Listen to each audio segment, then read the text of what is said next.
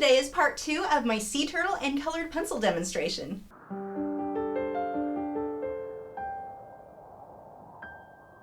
Hi, I'm Lisa, the artist behind La Cree Fine Art. Well, it took 3 weeks, but I finally finished this guy. All of the supplies that I used for this project are listed below in the video description. Make sure to stay tuned till the very end of this video where I have a special cooking with colored pencil clip for you. If you are supporters over on Patreon, the 2-hour version of this tutorial is available for you guys now, complete with voiceover. Now let's get on to this tutorial. So starting off with the shell, I get to be very, very sloppy compared to how I normally would work. Normally I tell you guys work in teeny tiny little circles and keep everything very smooth. Here, I actually want those pencil strokes. So I just need to make sure that these long, messy pencil strokes are going in the right direction to create this sunburst pattern. But I'm overlapping many colors there, and I'm keeping it pretty random. I don't want everything to be perfectly even or it won't look natural.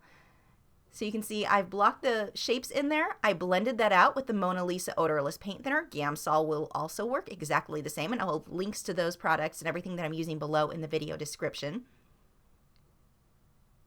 I'm using the Derwent Drawing Chinese white to pull out a lot of my highlights here. Now I've also used the Luminance white to get the white lines in between all of these plates on the shell so that I don't get too dark too early on.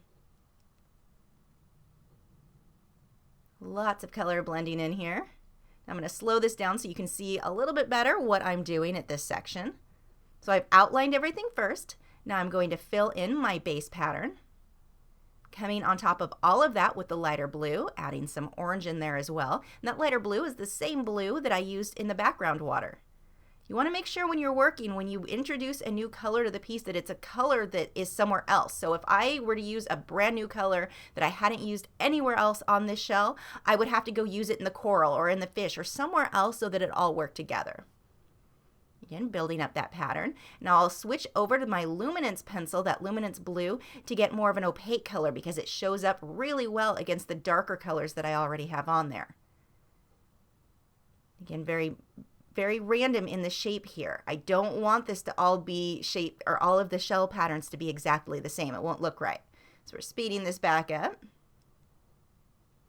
I've got that base color, blended it out with the paint thinner, and then I went on top again with the Derwent Drawing Chinese white to lighten up the back of the shell. Now that was really important because I need to make it look like he's in the water, and so the way the light would be affecting that, the back of the shell is going to be lighter. Now onto all of these little details. I'm lining everything out first, all of the darker areas. I'm not just using black though. Anywhere where I'm going to want yellow and orange, I do not want to use straight black until the very end, if I want to use black at all. The reason is if that black smudges into the yellows or the oranges, it creates this horrible muddy color that I do not want. So my dark colors here are being done with purple and deeper magentas and reds instead. Now you can see I'm fading that light blue, that is the same light blue that I used in the background water, into the brown for the back section of the fin. I'm doing a lot of overlapping. I've got some orange and magenta for the lighter portions of the fin in between all of the little scales. Now notice that each one of these little scales is individually shaded. They're not just all solid one color. I'm taking blue on top of the brown. The blue and brown, when they mix together, they create a very, very deep, almost black color. I'm doing a little bit more shading on the scales up front because they are larger, easier to see. So I want to make sure that those don't come out looking flat. Now onto the head, I'm going to do the same thing where I've got various shades in those scales. I don't want them to be flat one color. It's easy to look at that and think, oh, I should just color them all black. It really would look very flat. Definitely not the way I would go for these scales. I've got lots of browns, purples, blues, tons of colors in there. Now for this guy, I am going with a lot of rainbow colors that you wouldn't see. These purples and bright oranges you're really not going to see in these guys. For mine though, I wanted these bold, bright colors. So you can see I've got that base color on the neck, then I'm going to come back through with the detail and build up my shading. Now, all of these little wrinkles are going to be very similar to how I would do an elephant. I'm not going to copy each individual line exact to my reference photo. I just need to go for close. I also don't want them all lined out evenly. Some areas are going to be a lot darker than others on those lines. I don't just want even straight lines or even curved or wiggly lines. I don't want the same line going through all of it, or it will not look natural. Now, for this fin in the back, notice that it's a lot more faded out than the other fin. That's a big deal. You want to pay attention to your reference photo. Make sure you're noticing, is the underside of the fin going to look the same as the top? And in this case, no, it shouldn't. It should be a lot more muted. Now for the coral, I'm building up my base color. I blended that out with the Mona Lisa odorless paint thinner, and I'm just going to continuously build layer on top of layer. A lot of the colors that I use here, I'm going to go back and adjust later on, because sometimes you will get these colors, being that I'm not copying my reference photo exact, I will get the colors in and realize when everything's together, it didn't work. But because I'm working in with such a light hand, it is easy for me to come back and adjust and change the colors. Had I burnished too early on, and by burnishing I mean pushing hard with the pencil, I would have damaged the tooth of the paper, and I wouldn't have been able to come back and change the colors later when I decided that that needed to be done. So continuously working with a light hand really makes it so that I'm able to come back and adjust and make a lot of changes. It makes the whole medium a lot more forgiving.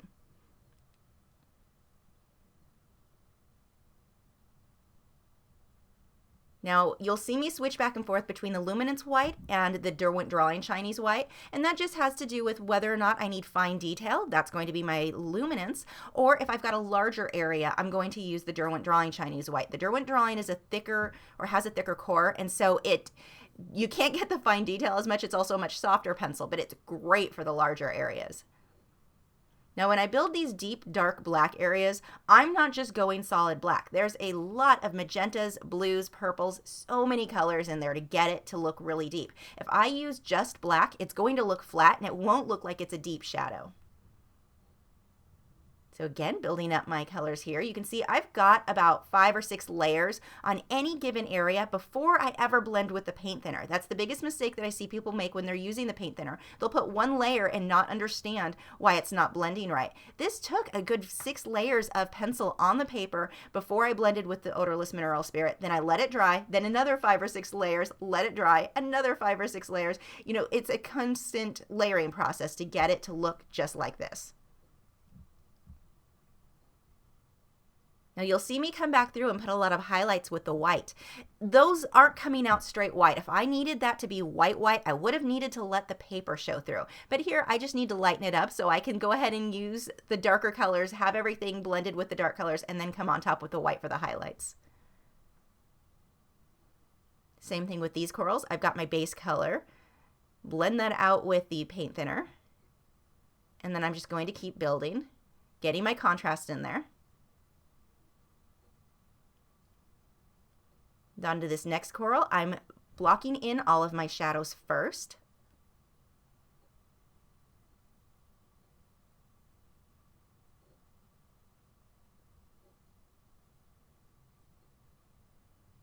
I'm using the black for the deepest portions of the shadow, but I'm not using it for all of the shadow, just the darkest areas. The majority of these shadows are being done with the blues and purples. I blended over everything. Now I'm going to come back through with that Derwent Drawing Chinese White to pull out my highlights. Onto these little fish. Now these guys are actually almost solid orange when you see them in real life, but I've got to do a lot of shading with the oranges, yellows, magentas. I've got to do a lot in there to make them look more three-dimensional. If I do them just solid orange, they're just going to look like little cartoons, which is definitely not what I'm going for here. So you can see there's tons of magentas, oranges, and yellows in each of these fish. Now onto the masked butterfly fish. This is another case where I'm going to adjust the color quite a bit. If I just did them solid yellow like they really are, they're not going to fit with a piece. So if I want to include this fish in my artwork, I've got to adjust the color. I've got to have them picking up colors that are in the background. In this case, I'm going to do a lot of shading with orange, magenta, and purple. I don't want to shade yellow with black, pretty much ever. That will create this horrible, muddy, ugly color. So you can see there's a lot of purple in there. And then I'm layering the orange again. I'm even going to layer a little bit of blue later on to really get the deepest portions a little bit darker.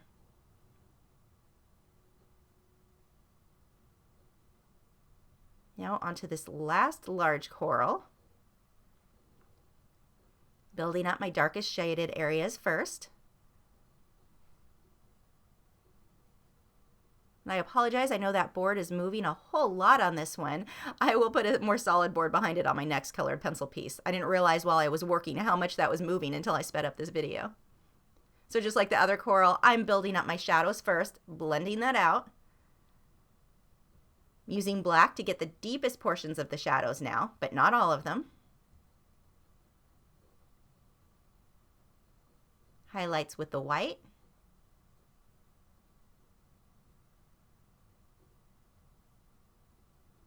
And then at this point, I back away, I turn off all of my reference photos, get rid of all of those, back away from my piece, and start making adjustments to decide what will make my piece look better. What does my specific artwork here need? I don't need to worry about the reference photo at that point because I've used so many reference photos. There were probably 20 different photos that I used on this piece. I just need to figure out how do I make all of mine work together. So I may need to pull a little bit more yellow into the turtle, that sort of thing, which I did quite a bit. I went back and pulled more yellow into the shell to make them balance out with those masked butterfly fish that are up front. So whenever you're working, at the very end, back away from your reference photo, put it away and decide what does your artwork need to make it better. And for those interested, I do have the adult coloring page of this available for you guys over on my website. That link will be below in the video description. Thanks for watching. Again, if you are supporters over on Patreon, the 2-hour version of this tutorial is available for you guys now, so make sure to head over and check that out. If you're new to my channel, I have new video critiques every Tuesday where I'm critiquing your original paintings and drawings, my own speed paintings, drawings, and tutorials every Wednesday, art Q&A videos every Thursday, and artist vlogs every Saturday. So if you haven't already, I would love for you to subscribe so you don't miss out on anything. And you can follow me on Facebook, Twitter, Instagram, Google+. All of those social media sites are linked below in the video description where you can keep up with news, my newest work, and see real-time clips of whatever it is I'm currently working on. I actually have a 5-minute real-time clip of me working on the turtle skin over on Facebook.